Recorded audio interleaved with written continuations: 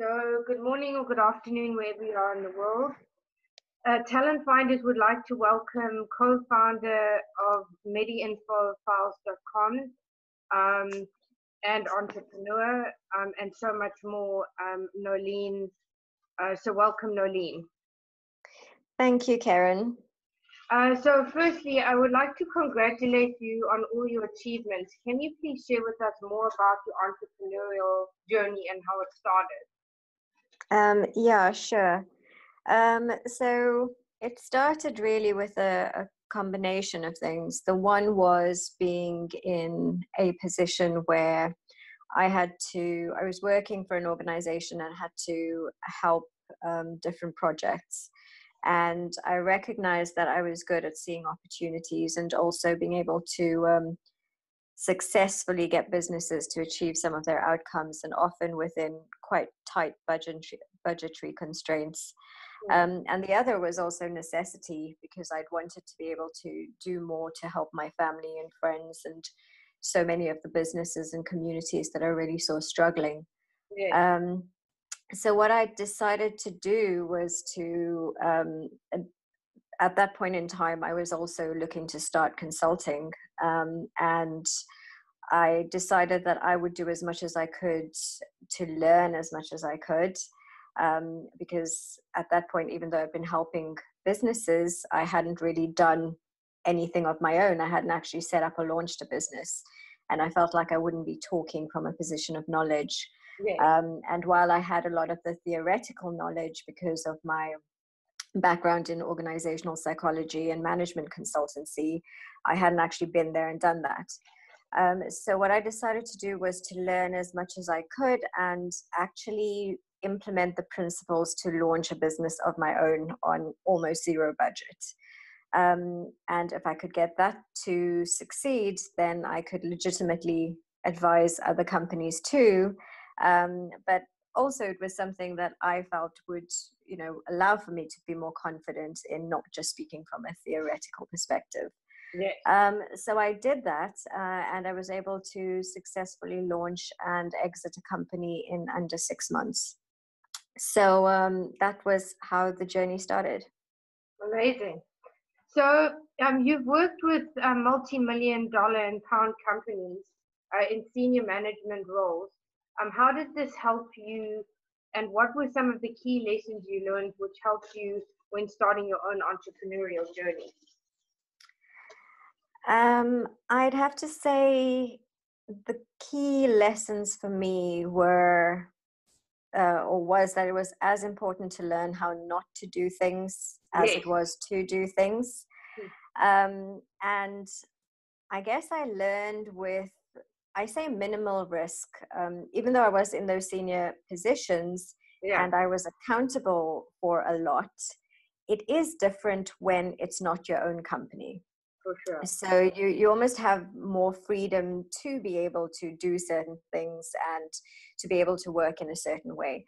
But what I did learn in that, lesser risk environment, because it wasn't my company, was how important it was to keep your ear to the ground, so to speak, and to find out and know what is actually going on in the business rather than just what you'd like to be going on. Because a lot of people who start companies, and especially as they grow and become often quite hierarchical in nature, and there are numerous departments, they become so far removed from what is actually going on, because in their mind they're still focused on the initial goal of the company or whatever has been strategically decided in terms of how the company grows, that they lose sight of what's happening at every level in the organization. So I'd say for me, that was a key lesson, to always know what is actually going on rather than just what's discussed at board level meetings or senior management meetings, because often what is discussed in those meetings is the best possible view to the owner. Everyone wants to make it seem like it's working exactly how the founders and the investors and everyone wants it to be working. So that's the reporting that filters through. But what's more important is to know what is actually going on. And the other thing is how important it is to have the right people in the right roles, Yes, very and much so. how, and how key that human resource aspect is within a company, and why it's actually worth spending more time and more energy and more effort just being able to get that right. And lastly, just how important it is to be able to pivot, just to be able to adapt what's happening in the company, and being able to switch it up whenever is needed. Yeah, exactly. So that leads me to the next question. What are some of the biggest lessons and learnings within your own career? Within my own career, I'd have to say, I know everyone talks about prioritizing and that sort of thing, but for me, that really was key. I'm one of these people who I am involved in a number of projects. I love learning new things and getting involved in new things. And, and you can't give your all to everything because it's impossible. And for me, one of the biggest lessons was not what, not just what, but also when to prioritize my time and effort. Yes. And this came from a very tough lesson when things were going very well. And it's easier to become a little bit more complacent when things are going well, because you're on that sort of winning, positive, smooth trajectory. Yeah. And I was divided between a number of different endeavors, and most of them were going really well, and I was at the point where I could just delegate certain things and they would happen, and I was picking up on new things, and really was just on that roll. Yes. What happened was that, and this links to the right team response earlier as well. But what I didn't do was I didn't spend enough time vetting a partner on a business. Yes. And Which it is was so critical. It really is. And it was a new business, and it was, so I'd done all of the due diligence, all of the research, had all of the financials, absolutely everything had been done except for that. And this company was pretty much destined for success. But what happened as a result of having just, the one person who hadn't been fully and properly vetted was that the deal fell through. And even though it was just one deal and one business, because there were so many interdependencies, the knock-on effect of that got me to a point where I lost almost everything that I had. Wow. And it wasn't immediate, and it wasn't just with that one thing, but it was the sort of knock-on effect of what happened after that. Yeah. And so now for me, it's all about prioritizing the right things at the right time. Yes. Yeah, and I think that's would be the biggest lesson for me. Amazing. So you also have also have or are an equity holder in a number of other companies in very diverse industries, from the perfume to motorcycles. So can you share with us more about this, and how do you juggle so many roles? Yeah, so this actually is quite a good follow-on from the last question, or my last answer. And now I'm very focused on what I prioritize and when. And also, I don't know how to say this without it sounding bad, but also who to prioritize and when. And it's about, deciding what requires, or very quickly ascertaining what requires what level of involvement at what stage in order to operate most effectively. So I'd say for me, that is how I do it. There's a lot that's happening a lot of the time.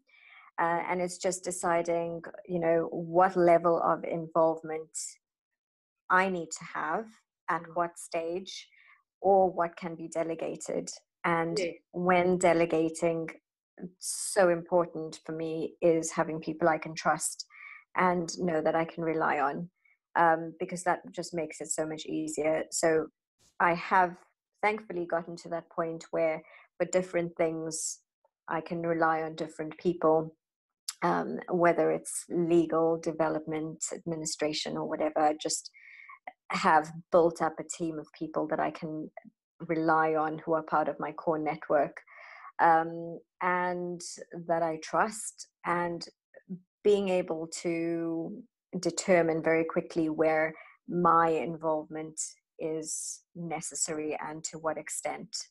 And thankfully, most of my work is more strategic in nature. Mm.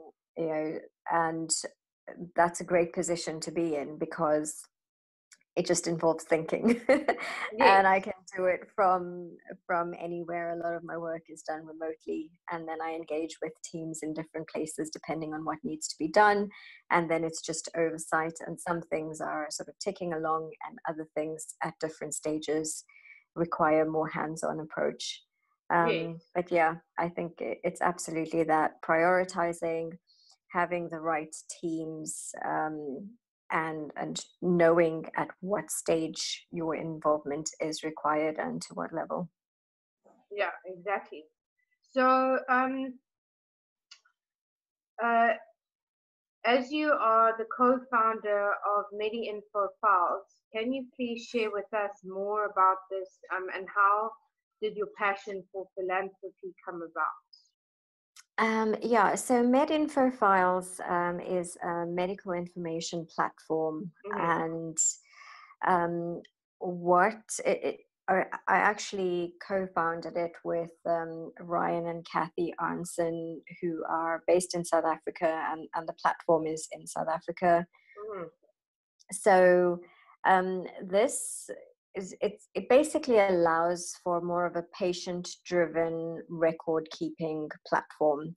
A lot of the platforms that are most useful currently are the ones which uh, are doctor-led, so they're in hospitals and that sort of thing, but they don't really allow for the sharing of information. And one of the key aspects to quick and effective treatment is for a doctor to very easily be able to access your records, to know more about your medical information and history, especially in a place like South Africa, where a number of people don't have private medical insurance, and are on waiting lists for months to be able to get treatment.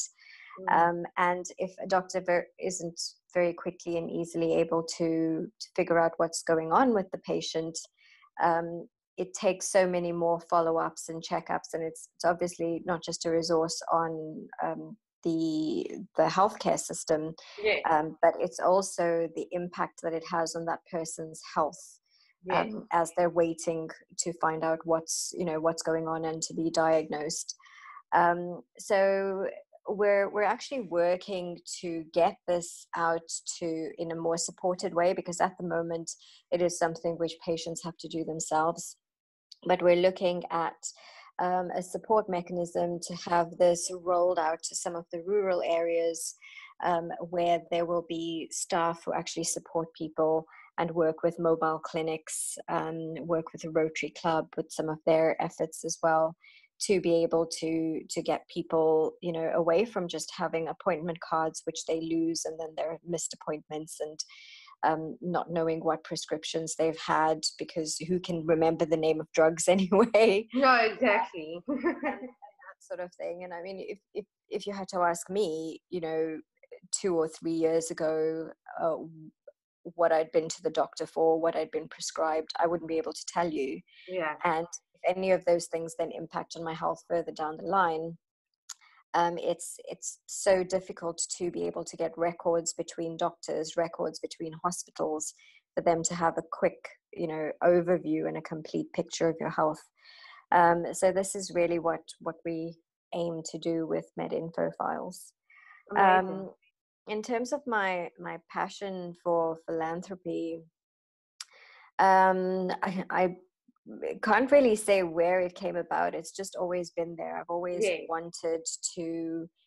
I've always wanted to do more, to help more, to make more of an impact.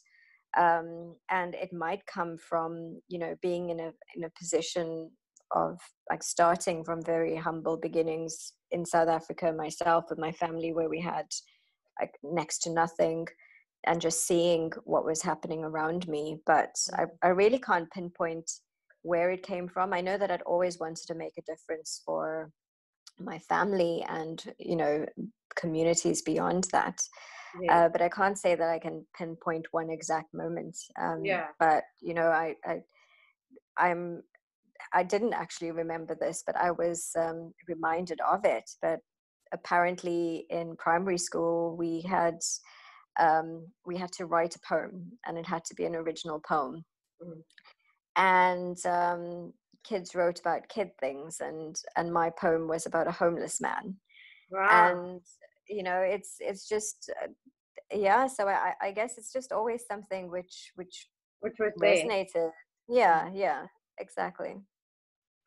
So part of your growth and your own learning is also consulting. So Hmm. what are some of the key aspects um, of what has resonated with you through working this way? And can you give us some examples? Yeah, sure. So one of the things that I really love about consulting, and why I continue and will always continue to do it, you know, irrespective of whether I need to decrease the number of companies I consult with, which I do. I have to adapt how many companies I consult with based on my level of involvement with my own businesses, and Yeah, what's and needed at projects. the time. But one of the reasons I continue to do it is just because I feel that challenging yourself is absolutely a key way to learn and to grow and to adapt. Yeah.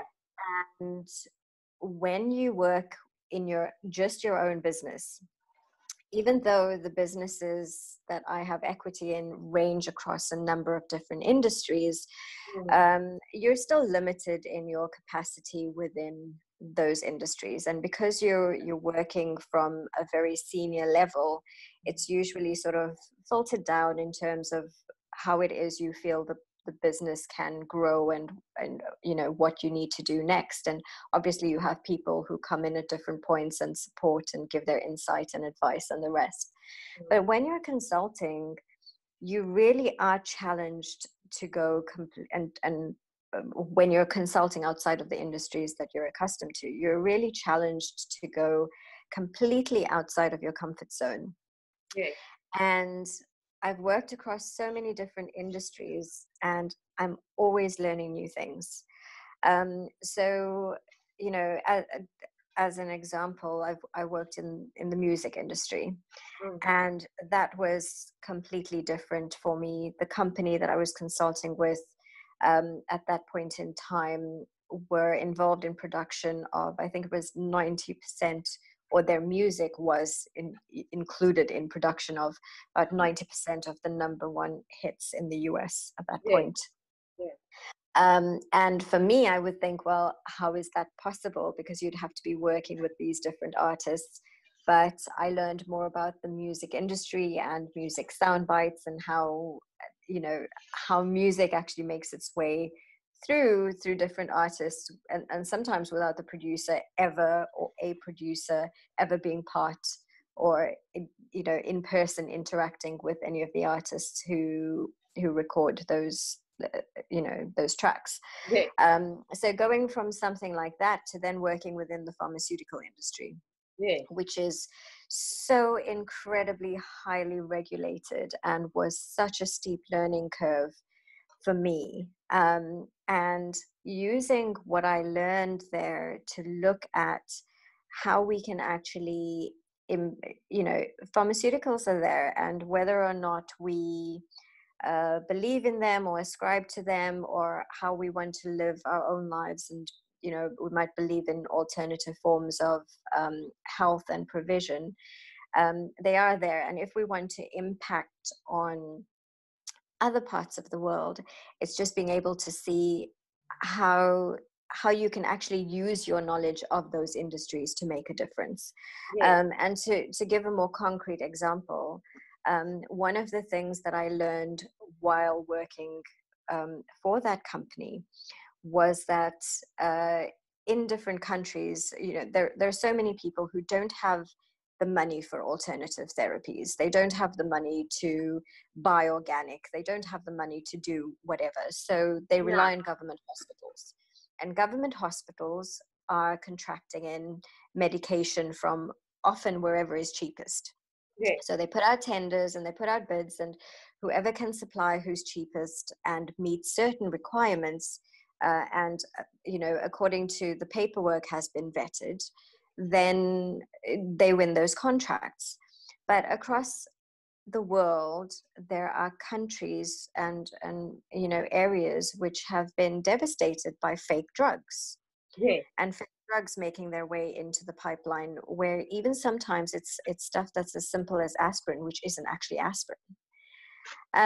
So learning more about that, and I've sort of always said, when I talk about working in the pharmaceutical industry, because there's so much negativity around it, but I really do believe it's all about what you learn and how you can take that knowledge to make a difference in a more meaningful way. And one of the big things for me as well is being able to implement strategies that are transferable between industries, but not necessarily traditional to a specific industry, because some industries just work in a certain way and are not used to thinking in different ways and being able to apply lessons or business models or methodologies from different types of industries. And working across different industries, I think, allows for you to be able to transfer that knowledge across to be able to make more of an impact. But yeah, sorry, that was a bit long-winded. No, that's all right. So leadership is a big subject, or lack of leadership, in the current narrative that we're living in right now. So what would you say is different about your leadership style and why? And what do you believe, what do you believe needs to change in the current narrative, both in entrepreneurship and on a global scale? Okay, I might have to ask you to repeat part of the question, but I'll try to answer it. Sorry, it's a big chunk. That's okay. So I'd have to say there's no one particular leadership style that I employ. I actually employ a mixed methods approach, and I really do believe that how you lead is context driven. Yes. It's context driven because it's dependent upon the industry that you're working within and what the requirements are of that business and industry, but also being able to balance that out with the people that you're working with, because people respond to different leadership and management styles. So for me, I'd say, perhaps my leadership style is sort of attuning to what's required at the time and being able to, again, adapt to be able to get the best out of people. And there's a very, absolutely. And there's a very interesting, it's actually part of astronaut training. And I learned this by listening to someone, an astronaut who's flown space missions, and who's Chris Hadfield. And he talks about how they, when you're out in space, you've got to practice for just about anything. And you've got to learn just about everything. And you've got to know how to work with that small team in whatever way is right for whatever point in time, because we change as people all the time, or not necessarily our core fundamental personalities, but how we're approaching things from day to day based on what we're faced with and that sort of thing. And he talked about how within the team, they would just, within the environment while they were still on Earth, when they were doing their practices, they would just play around with different leadership styles. Yes. And sometimes, they would try communicating through no speech at all.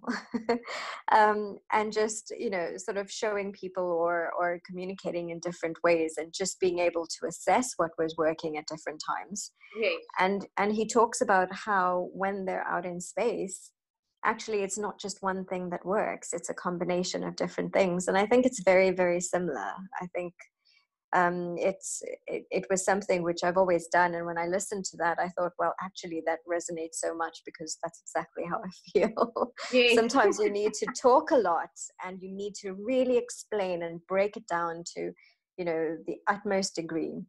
And sometimes you just need to lead by example. And yeah, so it shifts, and I'd say, yeah, that would be it. And then I think the other question was about what needs to change. Yeah. In the current narrative, both are from an entrepreneurial perspective and on a global scale. Yeah, I'd say we've already started to see this happening, and Yes. I'd say it's the shift toward the social entrepreneur. And because I really do feel that in order for us to be surviving, and for the world to be surviving and thriving, it needs to move from more of an individualistic perspective to a social and unified perspective. Yeah, absolutely.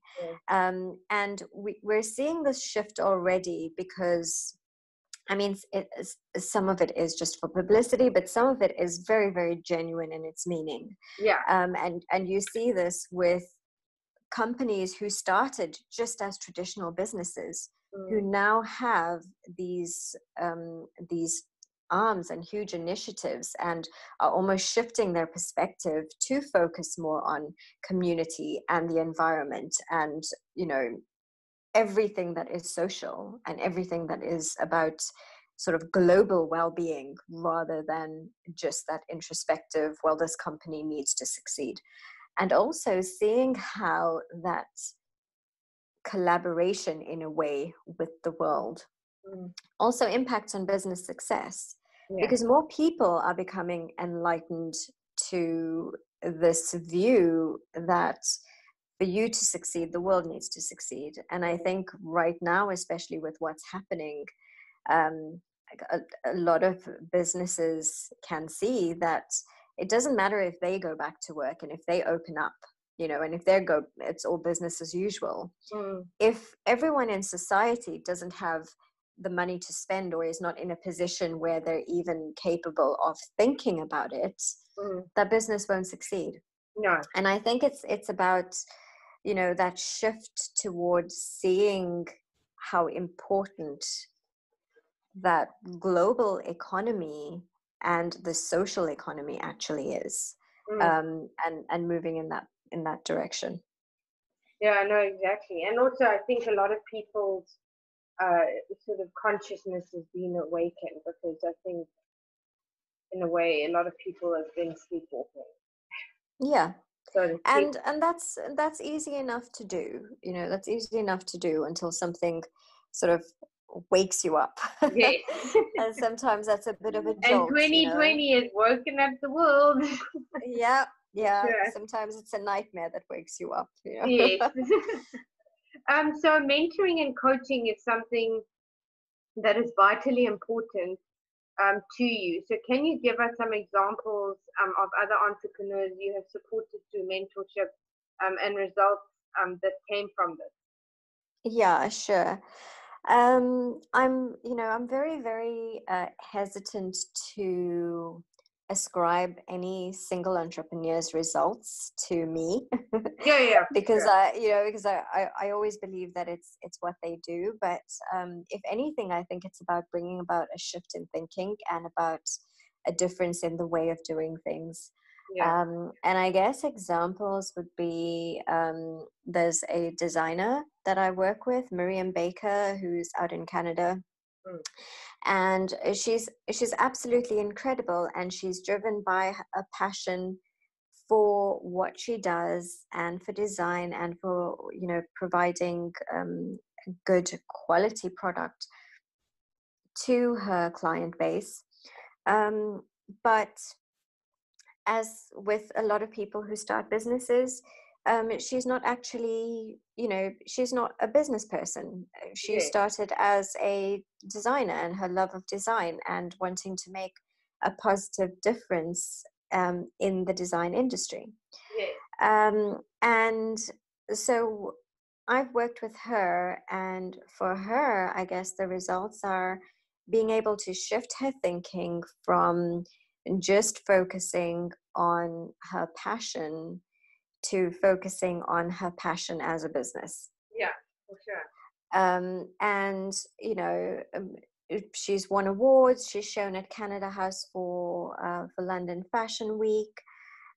She's, you know, absolutely incredible. But yeah, it was just helping to develop certain skills and shifting certain ways of thinking, to allow for her to look at ways to make her passion more profitable. Absolutely. Yeah, and the other is a games designer, and she's developed card games, MMA, um, nominated and included in, you know, 30 under 30 for games. And it's the same for Emma. It's just at certain times, and, you know, she's brilliant. She reads a lot. She goes through, you know, really learning and doing, and follows through with everything, and she's incredible. And for her, it is just, you know, sometimes getting out of those mind swirls, because there's so much that's going on all the time, and Yeah. just being able to shift the thinking and the mindset, and to be able to focus on how to get to the next step of those goals, and being able to achieve certain goals, and also review certain goals, Yeah. to look at what's best or realistic and appropriate within the context of that specific point in time. And being able to get, you know, where she needs to get to. As Stefan, who I supported who started a recruitment company, I supported him with getting his book completed and launched, and he reached number one within his category on Amazon. So there are a number of different things that with different people, but I would say it's mostly about, I guess, the business of business Yeah. within whatever industry it is that they're working in. Yeah, absolutely. So I also see you're launching 2 apps. So can you please share with our audience more about these 2 apps and what that's about? Oh yeah, sure. So they're part of the Inspiration for Good community interest company, which I launched. And the aim is very much for profits to be reinvested into community projects, and also to support other nonprofits.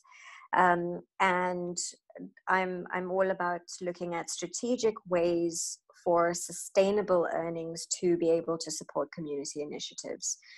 So these 2 apps are beneficial in different ways. The one is an inspiration app, and you get daily inspirations in different areas of life. So finance and success, physical well-being, emotional well-being, and so on. You also have a daily journal section where you can add your action lists and tick off your actions for the day. You can have your daily thoughts and gratitude. There's a monthly review section where you can look at what's come before and some of the challenges, and you can plan for the month ahead. And there's also a vision board section. And it's applicable for whether it's day-to-day tasks and just sort of managing what's happening at home and doing your shopping list and that sort of thing, or different projects that you're working on in your business and you want to just keep on track, and it's the habit of getting things done and kind of holding yourself accountable in a way as you get used to keeping track of what you're doing and actually reviewing. Or if you've got fitness goals and that sort of thing that you want to be able to log and actually look at how you're doing, which isn't just a calorie counter and isn't just a rep counter of what you're doing. But it's totally adaptable and is there as sort of a very, very easy, straightforward, all in one place. You don't need 5 different apps, one for your action list and one to keep track of what you're doing from month to month, and one for your vision board, but it's all in one place and really, really simple and straightforward. Amazing. And the other one is called Safer Ways, and this is all about community and personal safety. And I mean, there are so many projects and so many organizations and so much happening globally with regard to safety. And what I came across was, like, as an example, there are a number of Facebook groups which post activities or whatever is happening in an area, and Twitter feeds and everything else. But what happens is that someone picks up on that. It gets shared and shared and shared. And nowadays, nobody fact checks anything, and nobody checks to see if anything is current, or whether it had been posted 3 years ago or whatever. They just see something, very, very quickly flick over, feel it's relevant, and then they share it. And then it gets shared again. I think that's what Twitter is trying to do now, is also that there's a lot of controversy around that. Yeah, so what this is having vetted organizations who actually post what's happening. So you can sort of allocate which areas are important to you, locations geographically, and it could be where you live, it could be where your parents live, it could be where your gran lives. And then whenever anything that is safety related is posted by these organizations, whether it's Neighborhood Watch or Crime Watch or the police services or emergency services or fire and rescue or whatever, it appears on the app. So if there's a person who's gone missing, there's no, that's current and relevant. If there's been an accident, if a car's been involved in a hit and run and the police are now looking for this car and there's a description of it. Whatever happens, is current and relevant. And when it no longer is, it's updated. And there's no risk of having outdated information. The other thing is the ability to actually report incidents. Obviously not emergency incidents, because those you can also just call emergency services directly through the app from wherever you are in the world. It will connect to the emergency services in that country. But it allows for you to report things either to a support agency or a vetted agency like Neighborhood Watch, if there's something within the area which you want for people to be aware of, and that agency can then update or add it to the list of what people need to be aware of. And there's a support mechanism as well. So anyone who's been affected by crime can get support through the huge number of agencies that are available to support victims of crime. And these are both direct and indirect victims of crime, because sometimes, on the periphery, there are people who are also impacted. And being able to very quickly go onto your app and being able to, look at what support is available in your area, either online or in person, and being able to contact them, because it's not always easy to go in person. It's not always easy to call. And just being able to see as well what safety related support and services are available near them. Amazing. So that's Safer Ways. And we're looking, so the Daily Inspiration app, We're just waiting for everything to be finalized on iOS. It's already sorted on Android, and then we're looking to launch in the next month to month and a half. And Safer Ways, we're looking to launch in September. We're just speaking to different agencies to make sure that the app is populated and people can actually, get the information that they need when they're on there. Amazing. Thank you. No worries. So COVID-19 has impacted us and turned and changed the world and changed our lives forever. What and how have you had to change what you do? And what do you believe we all need to do going forward in terms of change? So this is an interesting one. I think I mentioned earlier that a lot of my work is done remotely. So in terms of that, I, not too much has changed because I still can work remotely, and I still have been able to work on, different projects that are being planned. I think the biggest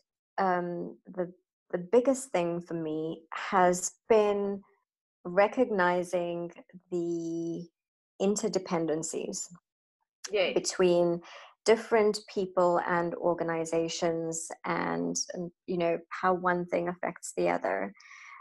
So even though it has been frustrating for me not being able to travel between places and that sort of thing, a lot of my work can be done remotely, so that's fine. But we don't operate in silos. We operate with other people. Yes. So even when you are able to operate and you are able to keep moving ahead, nothing happens unless everyone else, it's sort of that domino effect, it's like everyone else who's lined up, unless there's something that's going to happen with each other domino in the chain. Yes. So it's, otherwise you just sort of like falling over but not really impacting on another domino. It's just you. And I think it's been sort of recognizing those interdependencies and really seeing how important it is for people's mindset to start shifting about the way that we work and about being able to see opportunities. I think at the beginning it was, it was just everyone was in a state of shock and it was devastation. And particularly, I'd say over the last few weeks, more and more people have started to see opportunities. And some of it has come out of desperation and necessity, and some of it has come out of just people generally, being opportunistic and getting out of stress and panic mode, and now normalizing a little bit and making the most of opportunities. But I'd say, the biggest thing moving forward and the change that we all need to start embracing is developing an innate ability to grow and adapt despite whatever circumstances, and getting into that mindset and psychology of what's adaptable. Because I think it's one of the things that it's really highlighted is that there are a number of people who are very adaptable, and whatever you throw at them, they will figure things out and they will get moving and they'll get things done. But most of those things are very practical and things that can be implemented. So when something happens, they figure out what can be done with who, how it can be sorted, and they pull on different resources. But the situation such as we faced with COVID-19 is that you can't just be adaptable in terms of the practical things which can be done based on resources and other people and whatever. You actually have to be adaptable in terms of your mindset and psychology. Yes. And I think that's the biggest thing. Absolutely. So that leads me to the last two questions. What are the 3 key pieces of advice you would like to leave for other entrepreneurs? And what legacy would you like to leave? Okay. 3 pieces of advice. I'd say know yourself and what you want. Like really, really what you want and why. Yeah. I think that's, and I can't remember who I was having a conversation with, but I said, you know, the whole know your why is something which is thrown about so much, but because of everything that's around us and social media and how you see everybody living their best lives and that sort of thing, people's whys become tainted a little bit. And I think now it's almost like you have to go back to why, you know, you really have to think about it. Know your strengths and your weaknesses, and based on those, adapt and grow. I think, you know, you just keep building on your strengths, and you maximize and you do whatever you can to capitalize on your strengths. And with your weaknesses, always try to develop and grow. And build a team that you can trust and rely on. And you know, this doesn't necessarily need to be a paid team. It's just about knowing the people who are there, who support you, who can advise and give knowledgeable advice, and who don't always have a vested interest as well.